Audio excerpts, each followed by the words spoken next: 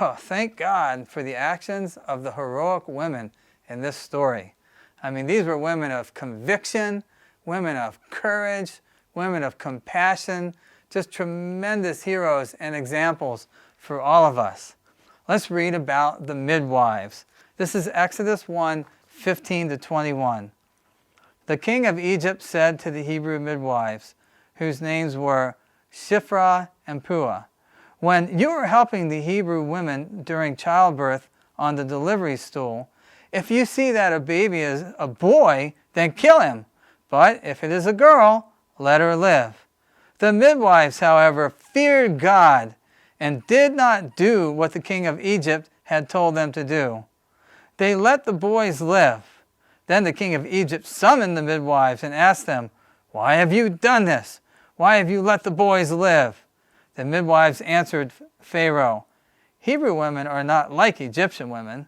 They are vigorous and give birth before the midwives arrive." So God was kind to the midwives, and the people increased and became even more numerous. And because the midwives feared God, he gave them families of their own. I mean, just look at what these midwives did. It's just such an amazing story. I mean, Pharaoh was all-powerful. He had the ability to put anybody to death. He had the ability to torture anybody. He had the ability to do anything to anybody he wanted. And he commanded these midwives that they were to kill all of these baby boys. And the midwives said, "No, I'm not going to do it." You know, and just think about this. This was long before Moses, set up the law, and God had communicated and built this big community of people who were trying to follow God's laws. We don't even really exactly know where they got these convictions from, except for that they got them from God. They feared God, and they feared God so much that they would not do the evil that the Pharaoh had told them to do. They were putting their lives at stake.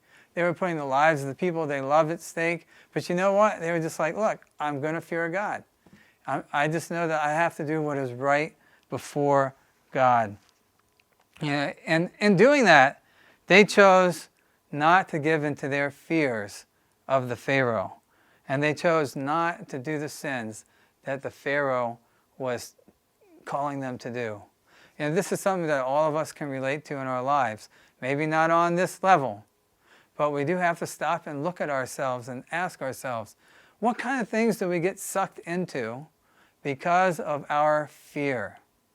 How many times do we let fear drive our decisions and drive our lifestyle and drive the choices that we make in our life and compromise on obeying God and being too fearful to step out on faith and do the things that we know God calls us to do? It's a tremendous battle that we have to fight all the time. Am I going to fear man? Am I going to fear all these worries that I have in my heart, maybe our own personal conspiracy theories? Or am I going to fear God? These women chose to fear God and not kill the baby boys. And so there's this incredible contrast being set up. You've got Pharaoh, this supposedly all-powerful king who's supposed to be sort of this brave and courageous leader of Egypt. And when you see him, he's just fearful. He's giving into his fear of man. Then you have these midwives, and what do you see them doing? They're not giving in the fear of man.